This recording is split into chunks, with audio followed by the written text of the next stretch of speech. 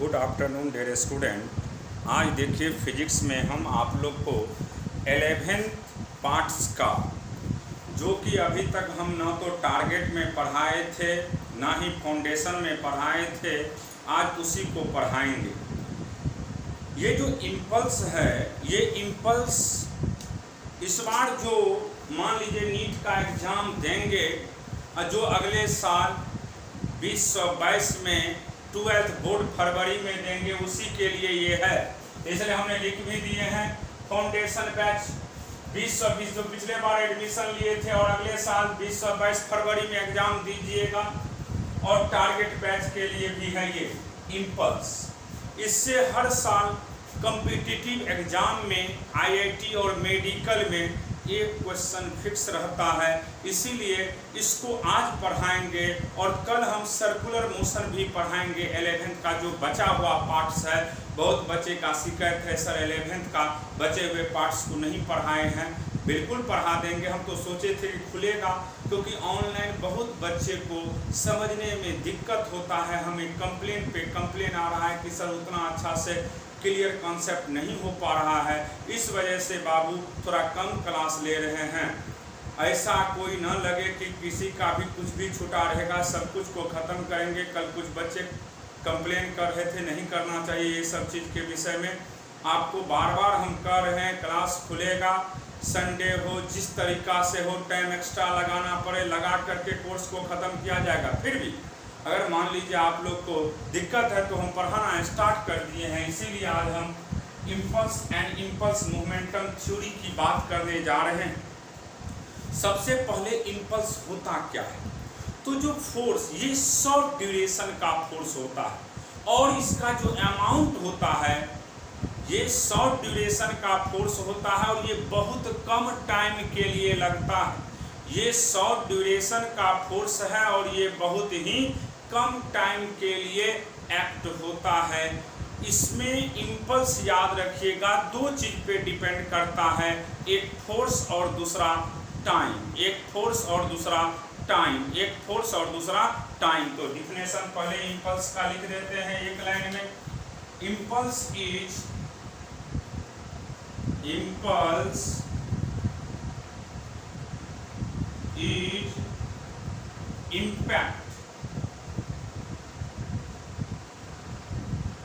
Impact of force. Impulse जो है वह किसका इम्पैक्ट है? फोर्स का इम्पैक्ट है। इसका मतलब है कि इम्पल्स में दो चीज पे डिपेंड करता है। पहला ये किस पे डिपेंड करता है, तो याद रखिएगा फोर्स पे, ये फोर्स पे डिपेंड करता है। और दूसरा कोई पूछेगा ये किस पे डिपेंड करता है, तो याद रखिएगा ये टाइम पे भी डिपेंड करता है। इसका मतलब इम्पल्स दो चीज पे मेन डिपेंड करता है, एक फोर्स और दूसरा टाइम। एक फोर्स और दूसरा टाइम। क्लियर हो गया? अब देखिए इसके बाद इम्पल्स का सिंपल फार्मूला होता है, ये वेक्टर के फॉर्म में लिखिएगा F D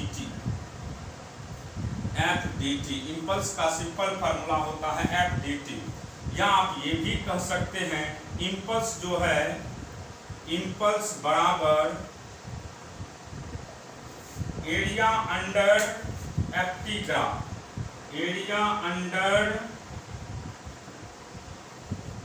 force time F T graph. Area under F T graph. Force time के ग्राफ को भी हम क्या कहते हैं? इम्पल्स कहते हैं। आईआईटी में इस पे भी क्वेश्चन पूछा है कि इम्पल्स का वैल्यू क्या होता है, तो इम्पल्स सीधा याद रखिएगा कि ये किसके किसके बीच का ग्राफ होता है। एरिया अंडर फोर्स और टाइम ग्राफ को भी क्या कहते हैं? इम्पल्स कहते हैं। एरिया अंडर फोर्स टाइम के ग्राफ को भी क्या कहते हैं? इम्पल्स कहते हैं। अब देखिए जिस डायरेक्शन में, जिस तरफ फोर्स का डायरेक्शन होता है, क्योंकि इम्पल्स कौन सा क्वांटिटी है? वेक्टर क्वांटिटी है। और अब समझना होगा इम्पल्स के विषय में, थोड़ा अच्छा से समझिएगा। सुनिए, जैसे अगर टाइम ड्यूरेशन जितना कम रहेगा, फोर्स का वैल्यू उतना ही क्या होगा? ज़्यादा होगा। टाइम ड्यूरेशन आप बढ़ाइएगा, फोर्स का मैग्नीट्यूड क्या हो जाएगा, घटना स्टार्ट होगा। कैसे समझिए, इम्पल्स दो चीज पे डिपेंड करता है, एक फोर्स और दूसरा टाइम पे। अगर इम्पल्स का वैल्यू कांस्टेंट है, फोर्स बढ़ाते हैं तो टाइम घटेगा, अगर टाइम बढ़ाते हैं तो फोर्स क्या होगा, घटेगा। इसीलिए जब मान लेते हैं कोई फील्डर फील्डिंग करते हैं तो देखिएगा जब भी वह कैच लेता है तो पीछे की तरफ खींचता है। वजह क्या है, यही है कि पीछे जब खींचा जाएगा बॉल को तो टाइम क्या लगेगा, ज़्यादा लगेगा। जब टाइम ज़्यादा लगेगा तो उसके हैंड पे फोर्स का अमाउंट क्या हो जाएगा, घट जाएगा। इसीलिए जब भी हम कैच पकड़ते हैं किसी बॉल को तो किधर खींचते हैं, पीछे की तरफ, क्योंकि पीछे खींचने का वजह यही है कि टाइम ड्यूरेशन उसका बढ़े। जितना टाइम ड्यूरेशन बढ़ेगा उतना ही अमाउंट ऑफ फोर्स का वैल्यू क्या होगा, कम हो जाएगा। क्लियर हो गया इम्पल्स के विषय में। तो अब देखिए यहाँ पे डायरेक्शन की बात करते हैं तो जिस तरफ इम्पल्स का direction of impulse, direction of impulse बराबर direction of force, direction of force. जिस डायरेक्शन में जिधर फोर्स का डायरेक्शन होगा उसी तरफ किसका डायरेक्शन होगा, इम्पल्स का भी डायरेक्शन होगा। डायरेक्शन फोर्स का और इम्पल्स का हमेशा क्या होता है, सेम होता है। अब देखिए यहाँ पे हम बात करने वाले हैं, आप लोग को समझाने वाले भी हैं। देखिए याद यही रखिएगा, जिस तरफ फोर्स का डायरेक्शन होता है उसी तरफ किसका डायरेक्शन होगा, इम्पल्स का। अब देखिए अगर फोर्स कांस्टेंट है, इफ F बराबर कांस्टेंट, अगर फोर्स का वैल्यू कांस्टेंट है, फोर्स का वैल्यू कांस्टेंट है तो सीधा याद रखिएगा I बराबर होगा सीधा क्या होगा, F इंटू टाइम। अगर फोर्स का वैल्यू कांस्टेंट है तो सीधा याद रखिएगा कि इम्पल्स का वैल्यू क्या होगा, F इंटू टी होगा। क्या होगा, F इंटू टी होगा। क्यों, क्योंकि यहाँ पे फोर्स का वैल्यू क्या है, कांस्टेंट है। अब आपने न्यूटन का सेकेंड लॉ भी पढ़ा है, न्यूटन का सेकेंड लॉ भी पढ़ा है आप लोग। From Newton second law, from Newton second law, from Newton second law, Newton second law की बात कर रहे हैं। आपको पता है फोर्स का वैल्यू होता है dp by dt। Linear momentum को अगर टाइम के रिस्पेक्ट में डिफरेंशिएट करते थे तो ये क्या देता था, फोर्स। इसको हम ऐसे भी लिख सकते हैं dp बराबर f dt, f dt। dp का वैल्यू क्या होगा आपको, f dt होगा। इसका मतलब ये हुआ कि आप ये भी बोल सकते हैं f dt को इम्पल्स कहते हैं, f dt को क्या कहते हैं, इम्पल्स कहते हैं। तो इम्पल्स का वैल्यू आपको मिल गया यहाँ से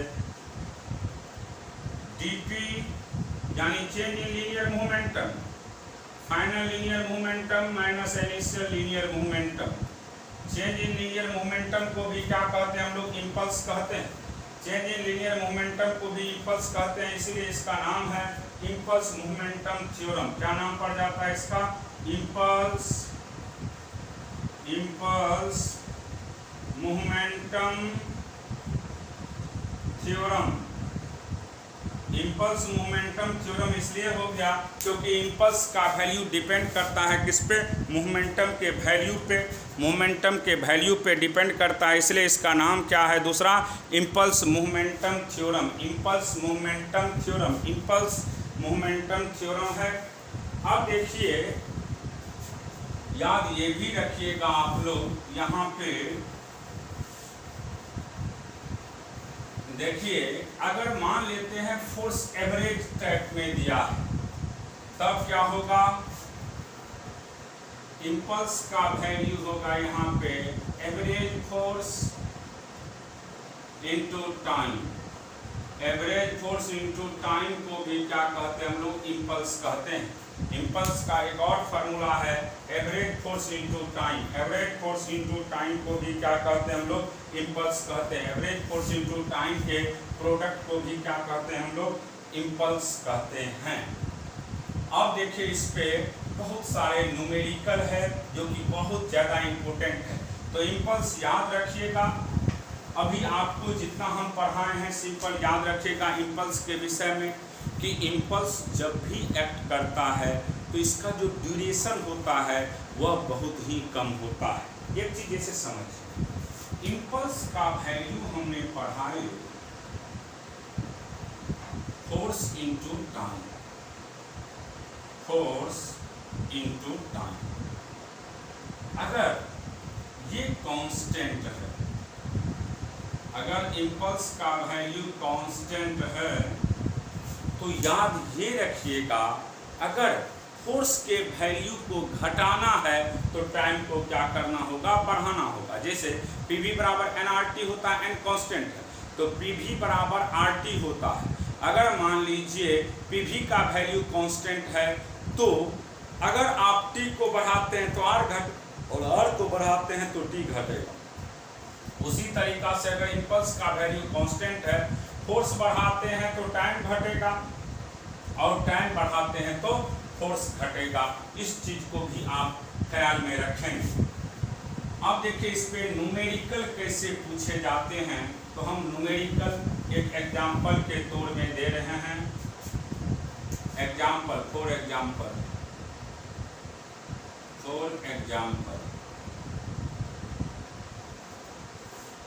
ए footballer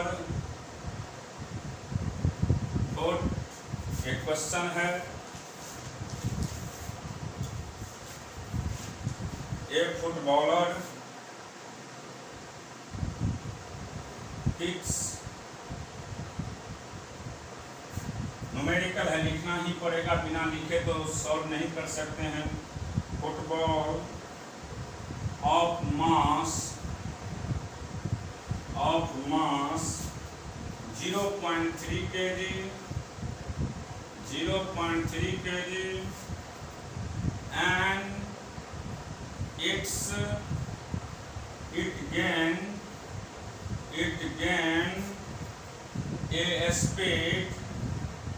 it gain a speed of 10 meter per second. If hit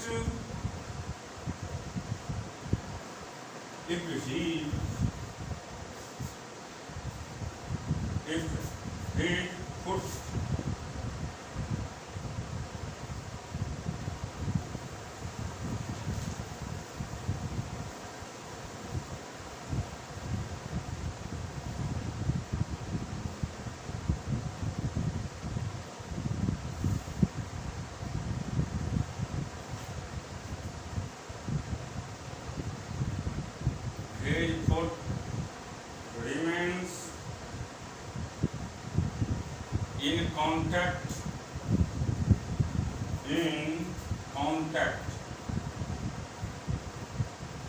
for 10 milliseconds, then find A में change in linear momentum of the ball. B में impulse of force,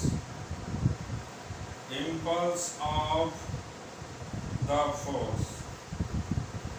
C में एवरेज फोर्स। एक बार question को pause करके सब लोग लिख लीजिए।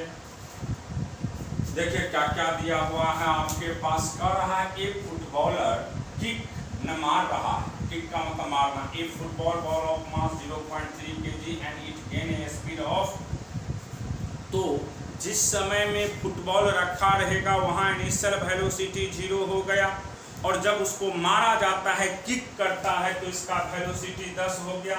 If his foot remains in contact for 10 millisecond, ये जो है कॉन्टैक्ट में यानी पैर के कितने देर कॉन्टैक्ट में रहता है, 10 मिली सेकेंड। टाइम जो है इसका 10 मिली सेकेंड। देन फाइंड ए में चेंज इन लीनियर मोमेंटम। तो देखिए, अगर चेंज इन लीनियर मोमेंटम की बात कर रहा है आपसे, एक का जो बात करिएगा change in linear momentum delta p, final linear momentum minus initial,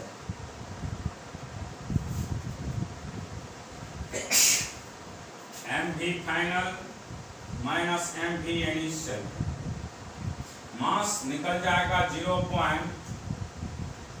0.3 kg, final velocity 10, और जब 10 में होगा तो इनिशियल वेलोसिटी 0, तो यानी 3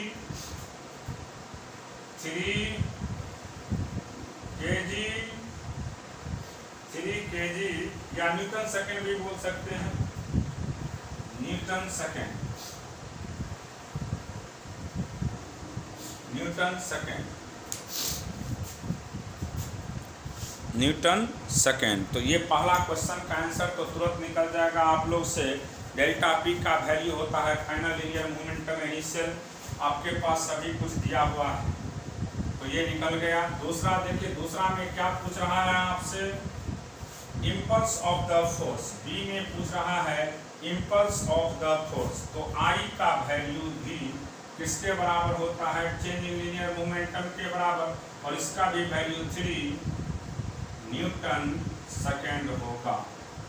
क्योंकि आप जानते हैं इम्पल्स को ही हम चेंज इन लीनियर मोमेंटम कहते हैं, इम्पल्स को ही क्या कहते हैं, change in linear momentum. Change in linear momentum निकल गया तो इम्पल्स भी वही हो जाएगा। तीसरा एवरेज फोर्स, तो एवरेज फोर्स की बात करते हैं तो इम्पल्स का फॉर्मूला होता है एफ एवरेज इनटू टाइम। तो देखिए यहाँ से एफ एवरेज की बात कर रहे हैं, I/T, इम्पल्स हो गया 3 और टाइम हो गया आपके पास कितना मिली, 10 to the power -3 सेकेंड, तो 3 × 1000/10 कट गया तो 300 न्यूटन, ये आंसर हो गया, 300 न्यूटन इसका आंसर हो गया। तो सिंपल क्वेश्चन रहता है, फार्मूला बेस्ड क्वेश्चन दिया जाता है, आप देखते ही क्वेश्चन को सॉल्व कर दीजिएगा। तो ये था पहला क्वेश्चन। दूसरा देखिए, क्योंकि इस पे न्यूमेरिकल ही पूछेगा, क्योंकि ये बहुत ही आसान टॉपिक है, यहाँ जब भी पूछता है तो याद रखिएगा सिर्फ क्या पूछेगा, न्यूमेरिकल ही पूछे जाते हैं। अब देखिए, इसके बाद हम नेक्स्ट क्वेश्चन की बात कर रहे हैं। क्वेश्चन है, अब क्वेश्चन तो लिखना ही पड़ेगा हमको भी, तो देखिए क्वेश्चन क्या कर रहा है, a player hit a billiard ball of mass 500 gram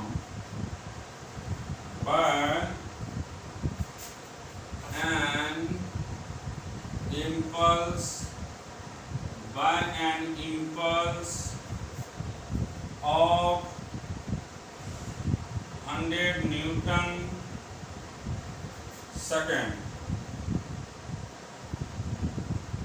Find A में the speed attained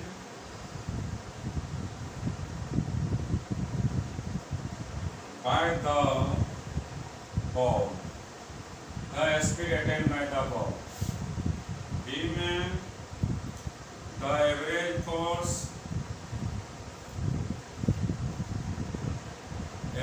force applied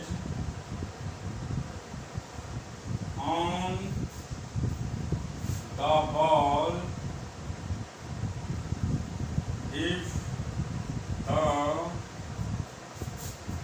time of impact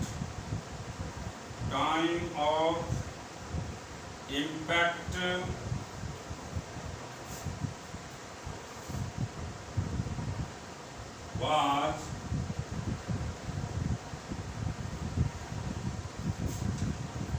5 millisecond.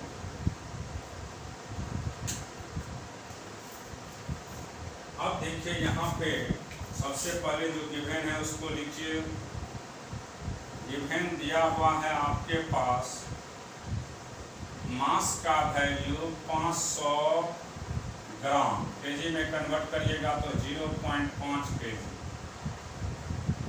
Impulse आई का वैल्यू दे चुका है आपके पास 100 न्यूटन सेकेंड। अब आपसे पूछा जा रहा है the speed attend by the ball. I का वैल्यू होता है चेंज इन लीनियर मोमेंटम यानी मास इनटू वेलोसिटी, तो फाइनल वेलोसिटी माइनस इनिशियल, तो चेंज इन लीनियर मोमेंटम इसका वैल्यू 100 है, मास 0.5, फाइनल रहेगा इनिशियल तो 0, फाइनल वेलोसिटी का value 100 by 0.5 10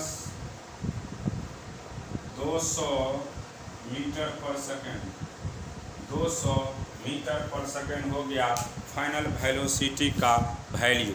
200 metre per second किसका वैल्यू हो गया? फाइनल वेलोसिटी का वैल्यू हो गया। अब देखिए आपके पास टाइम दे चुका है बी में कर, ये तो क्लियर हो गया कि सबसे पहले मास है, इम्पल्स है, हम पुट करके बना देंगे इस तरह के क्वेश्चन को। अब देखिए हमारे पास बी पार्ट्स को पढ़ना है, हमको एवरेज फोर्स निकालना है। तो अभी तुरंत हमने पढ़ाए थे जब भी एवरेज फोर्स की बात करता हो तो इम्पल्स आई का वैल्यू होता है at average into time. Impulse आपके पास पता है 100, एट एवरेज निकालना है, टाइम का वैल्यू दिया है 5 मिली, तो 10⁻³ अब इसको सॉल्व करिएगा, एवरेज फोर्स का वैल्यू निकल जाएगा आपको 100 बाय 5 गुने 10⁻³ तो 20 गुने 10⁻³ न्यूटन, 20 गुने 10⁻³ न्यूटन। तो जब भी ऐसा क्वेश्चन हो आप इसी तरीक़ा से इस सब को सॉल्व करिएगा, क्वेश्चन तुरंत सॉल्व हो जाएगा। अब देखिए नेक्स्ट क्वेश्चन की बात कर रहे हैं हम।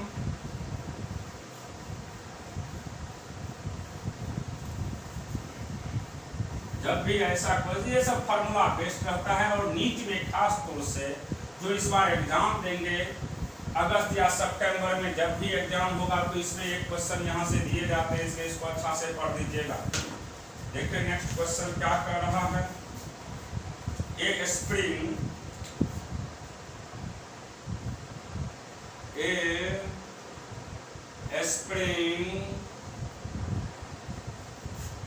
loaded gun exert a force F बराबर 2T on the bullet, find the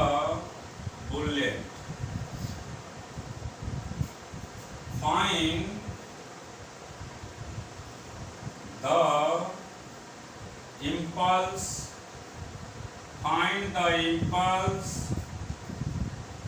of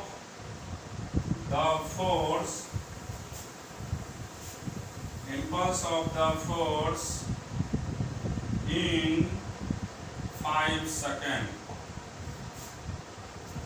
अब देखिए यहाँ पे आपको पूछ रहा है ए spring loaded gun exert a force, F बराबर दिया है आपके पास एफ का वैल्यू 2t है। तो ये कांस्टेंट है कि वेरिएबल? तो ये कैसा फोर्स है? वेरिएबल। और ये किस पे डिपेंड कर रहा है? टाइम पे। इंपल्स, तो इंपल्स का हमने फार्मूला पढ़ाए थे, आई को इंपल्स कहते हैं और इसका सिंपल फार्मूला होता है F D T. F D T impulse का सिंपल फार्मूला होता है। जब फोर्स आपका वेरिएबल हो तो याद रखिएगा integration of F D T होता है। अब यहाँ पे पुट कर दीजिएगा एफ के बदले 2t dt, कहाँ से कितना सेकंड तक? 5 सेकंड तक। तो 0 से 5, 2 कांस्टेंट है, बाहर निकल जाएगा। t dt का इंटीग्रेशन 0 से 5, 2t पे पावर 2/2, 0 से 5, ये 2 कैंसिल, 5 का स्क्वायर माइनस 0 का स्क्वायर यानी 25 माइनस 0 यानी 25 न्यूटन सेकेंड। इंपल्स का वैल्यू कितना हो जाएगा? 25 न्यूटन सेकेंड। 25 Newton second. जब भी ऐसा क्वेश्चन हो आप इसी तरीक़ा से सॉल्व करिएगा, तुरंत क्वेश्चन सॉल्व हो जाएगा। अब देखिए नेक्स्ट क्वेश्चन। इंपल्स पे देख लेना है कि क्या क्वेश्चन में लिखा हुआ है। हम इसी तरीक़ा से क्वेश्चन को सॉल्व करेंगे। एक थोड़ा सा जेईई मेंस टाइप का क्वेश्चन है, थोड़ा हार्ड क्वेश्चन है। ये सब तो बहुत आसान होता है, डी पे पुट करके बना देना। देखिए जेईई मेंस में भी इस बार पूछ दे तो पूछ दे। ये क्वेश्चन थोड़ा बड़ा क्वेश्चन है, हमें लिखना पड़ेगा। देखिए क्वेश्चन क्या कह रहा है, वेरीफाई कर दीजिएगा इस तरह के क्वेश्चन को। A ball of mass, a ball of mass 500 gram each drop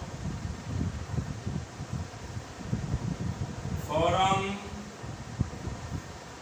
a height of 45 meter.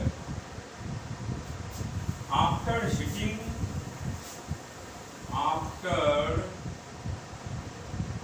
hitting the ground, after hitting the ground, the ball rebound to a height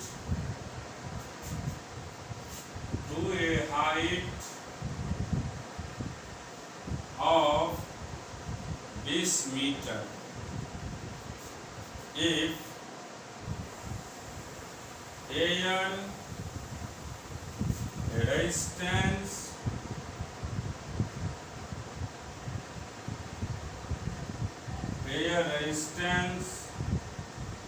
is neglected and the ball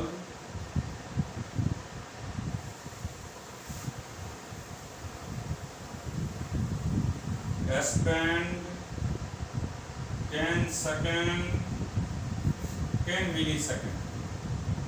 10 millisecond in contact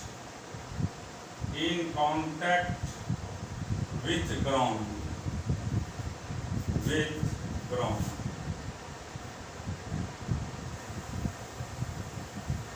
Then find the impulse applied by the ground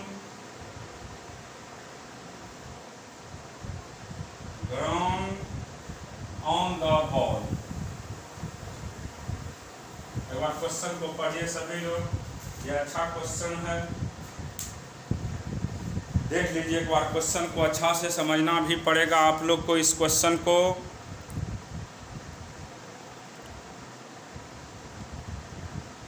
देख question में लिखा है a ball of mass 500 gram is drop from a height of 45 meter. After hitting the ground, the ball rebound to height of 20 meter.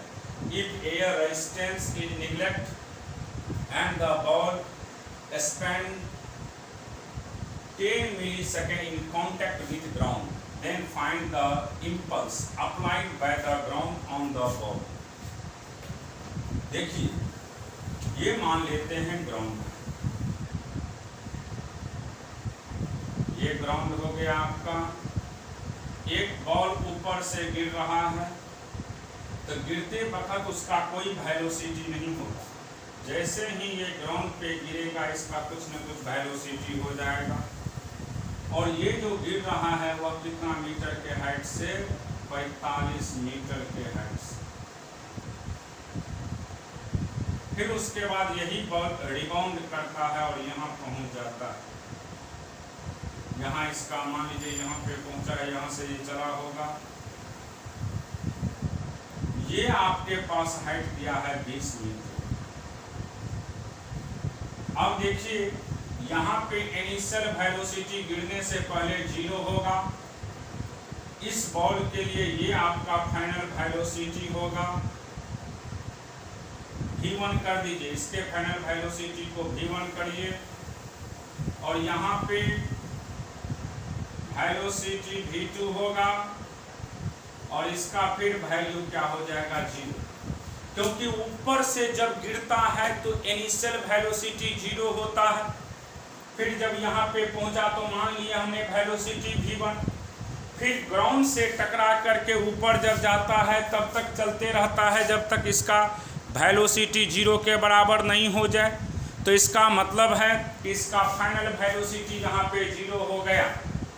अब देखिए, जब 45 metre के height से ball गिरेगा तो इसका वेलोसिटी आपने प्रोजेक्टाइल में पढ़ा है कि किसी बॉल को अगर हम यहाँ से ड्रॉप करते हैं तो इसका वेलोसिटी का फॉर्मूला √2gh होता है, √2gh होता है।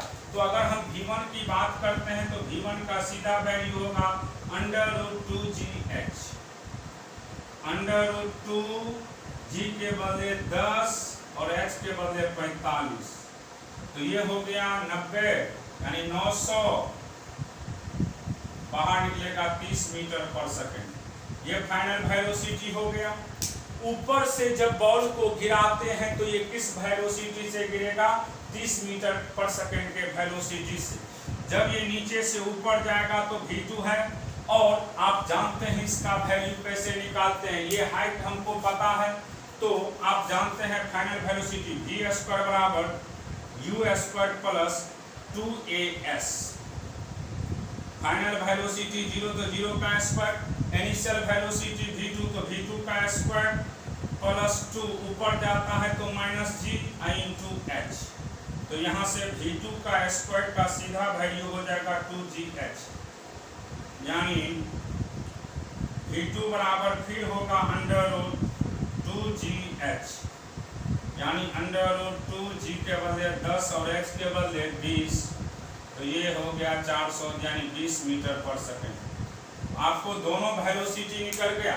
जब ऊपर से ग्राउंड पे स्ट्राइक करता है तो स्ट्राइकिंग वेलोसिटी आपको दिख रहा है कितना निकल गया है। स्ट्राइकिंग वेलोसिटी हम लोग को पता चल चुका है कि कितना है स्ट्राइकिंग वेलोसिटी, तो 30 मीटर पर सेकेंड। और ऊपर से जब ऊपर के तरफ जाता है तो किस वेलोसिटी से जाता है? ये 20 मीटर पर सेकेंड के वेलोसिटी से ऊपर जा रहा है।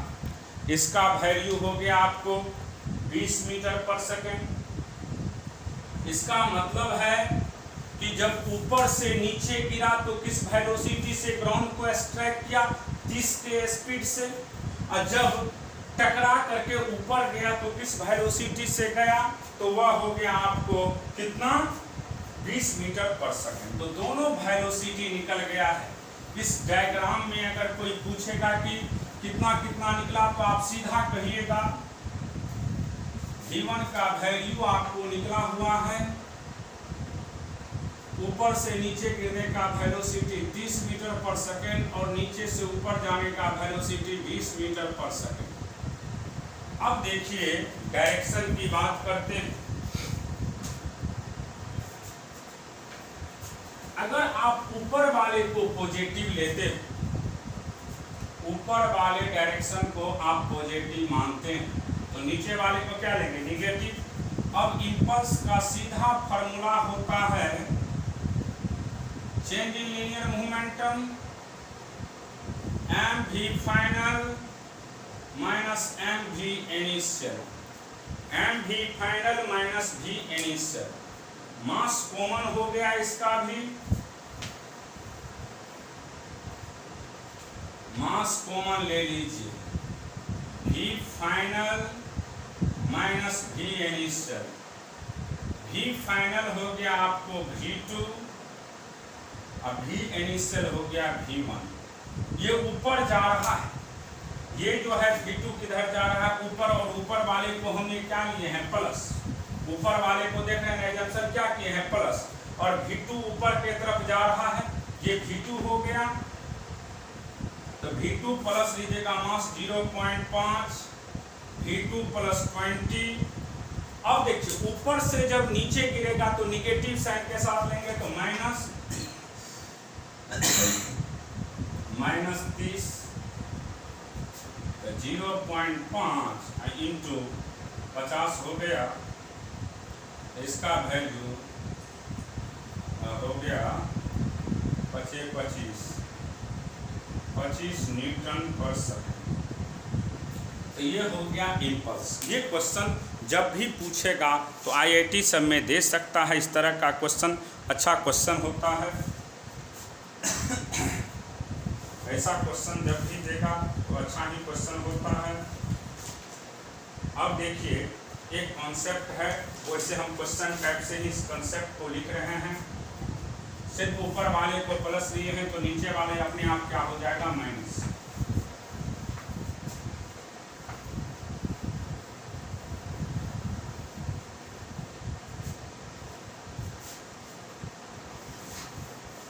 क्वेश्चन है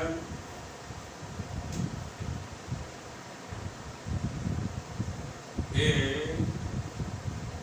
ball of mass m hits a wall at a speed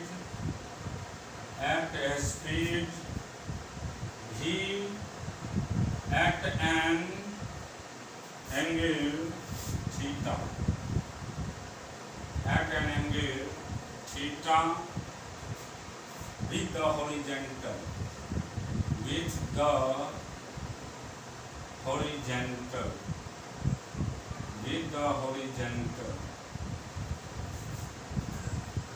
and it rebound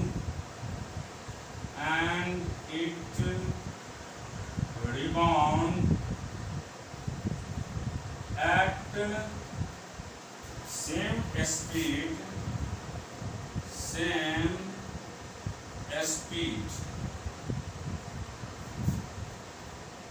and at same angle,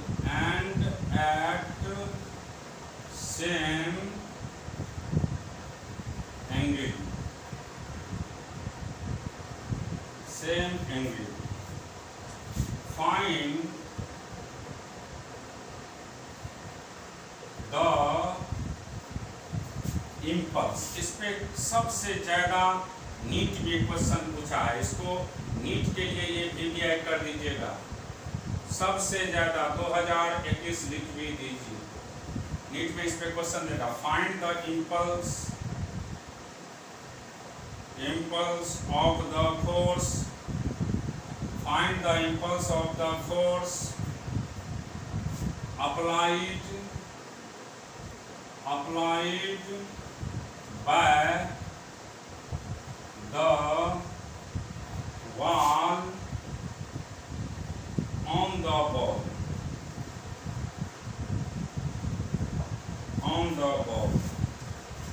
अब क्वेश्चन को एक बार ठीक से पढ़िए।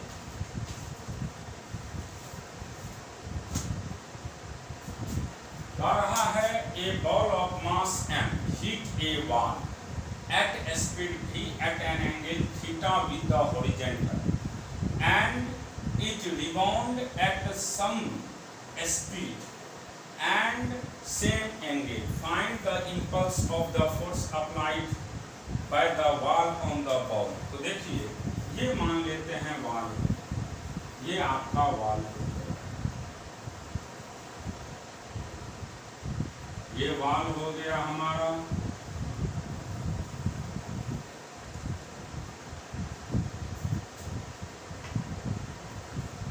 ये बॉल है। अब यहां से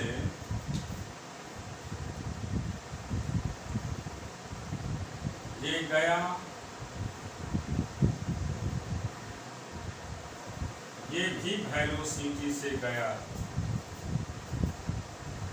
भी, और ये रिटर्न भी हो रहा है आपको ही वेलोसिटी से, रिटर्न भी हो रहा है किस वेलोसिटी से, भी से। अब देखिए क्वेश्चन में दिया है कि हॉरिजेंटल के साथ ये कितना डिग्री का एंगल बना रहा है, थीटा। क्वेश्चन में दे चुका है कि हॉरिजेंटल के साथ ये एंगल थीटा, तो बताइए ये भी थीटा ही होगा, ये कंपोनेंट क्या होगा इसका, v cos theta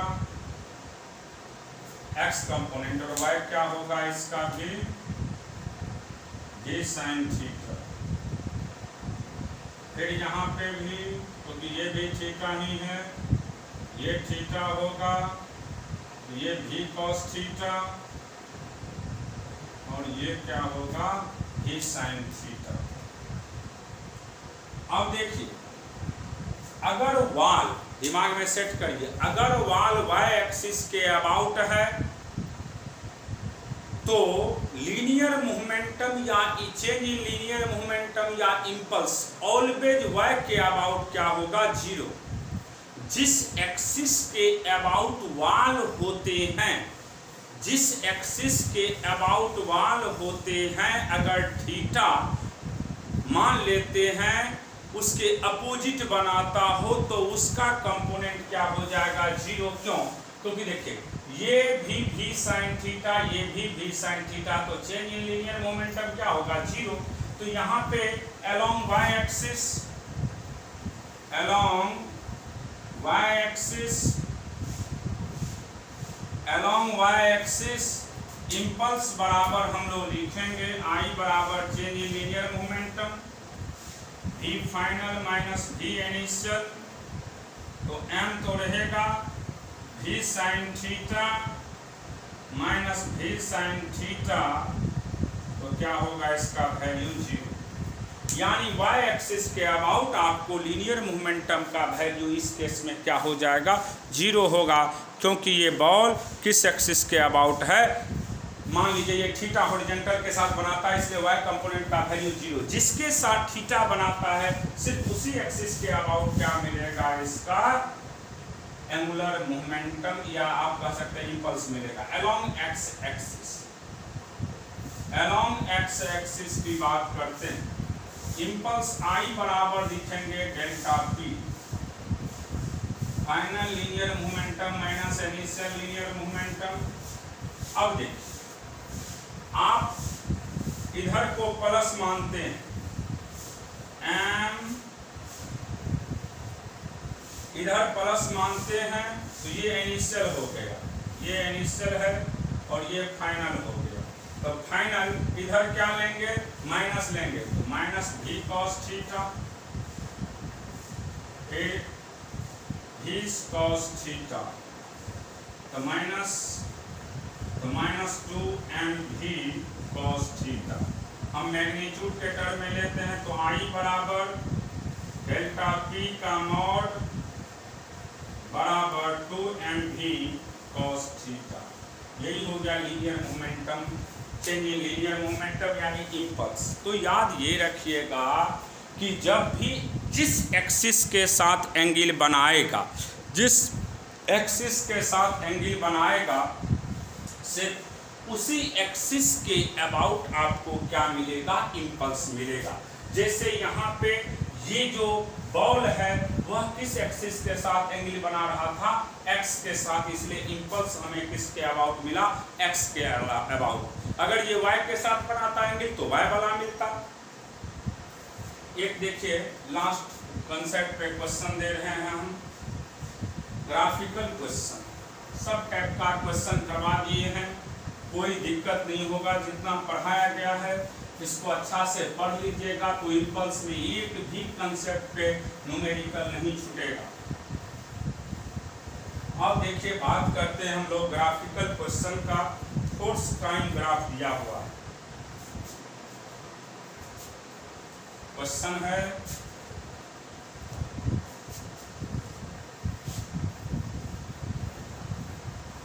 force time graph as shown in figure. Force time graph. Force time graph as shown in figure. As shown in figure. Find the impulse. Find the impulse. Find the impulse. Find the impulse of the force in 10 seconds. एक मास का value आपको दिया है 2 kg। देखिए यही graph है आपके पास, इधर फोर्स है, इधर टाइम।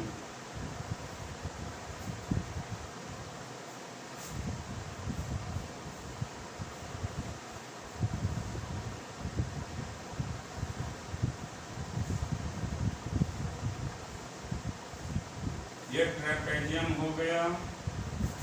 अब देखिए यहाँ पे फोर्स आपको 20 न्यूटन दे चुका है, न्यूटन में है, ये 0 है, ये टाइम 2 सेकेंड, ये हो गया आपको 6 और ये हो गया 10। यही दिया हुआ है और हमसे पूछा जा रहा है कि इम्पल्स का क्या होगा value.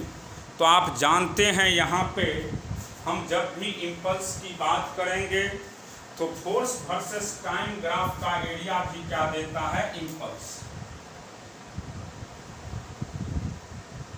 Area under FT graph, FT graph gives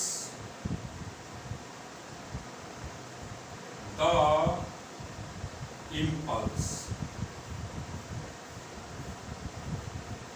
force time graph का एरिया भी क्या देता है आपको, इम्पल्स देता है। तो इम्पल्स, आई को इम्पल्स कहते हैं।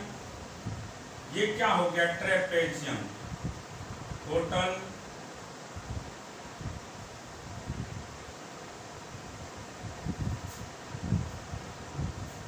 ट्रेपेजियम है तो एरिया ऑफ ट्रेपेजियम,